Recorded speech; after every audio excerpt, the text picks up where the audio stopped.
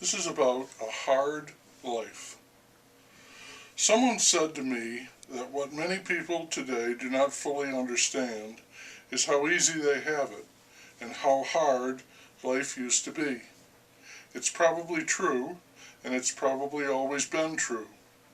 I thought about the depiction of daily life in rural parts of Texas before it was electrified by Robert Caro in his biography of Lyndon Johnson. I did not read much of it, but enough to drill into me the harsh, unrelenting grind of that life, so much of it given over to carrying water for drinking and cooking and washing, carrying that water over long distances, day after day, those heavy buckets of water, until all the women were stooped and old before they were 30. And then I saw a show about the men who joined the gold rush in the far north, perhaps the last in the line of so many gold rushes, each of them thickly populated by people who had nearly nothing in the world and were willing to invest everything they had for the slightest possible prospect of striking it rich, of finding gold. And so they were called prospectors. The man narrating the show was following one of the well-worn trails that led, it was said, to the gold.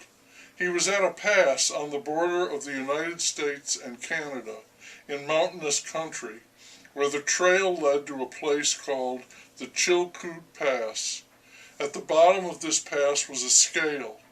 Anyone expecting to enter Canada had to prove, on that scale, that they had a certain weight, namely 800 pounds, of food and supplies before they would be allowed to legally cross into Canada.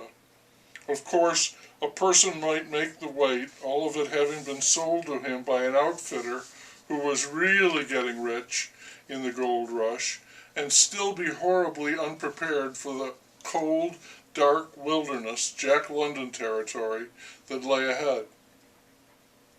The narrator was well dressed for the freezing cold and the blustery wind.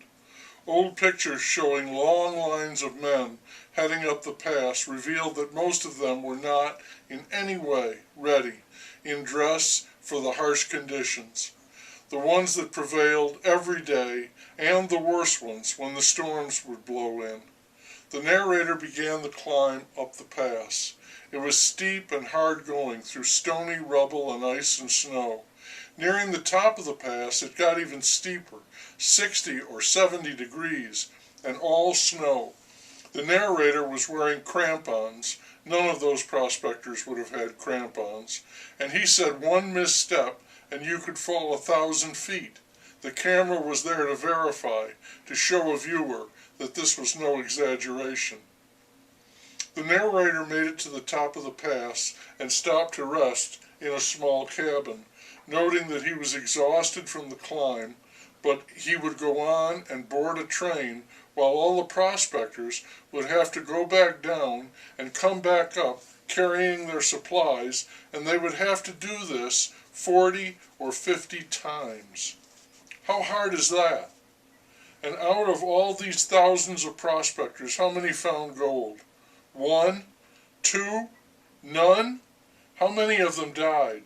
A better question is, how did any of them manage to survive? I saw a video of a man panning for gold. More importantly, he knew what he was doing, as very few, if any, of those prospectors did. He knew how to find a good spot. He knew how to work a pan, no easy trick, and how to identify gold. He worked very hard for 1 hour and weighed what he had found. From that he calculated how long it would take him to produce 1 ounce of gold.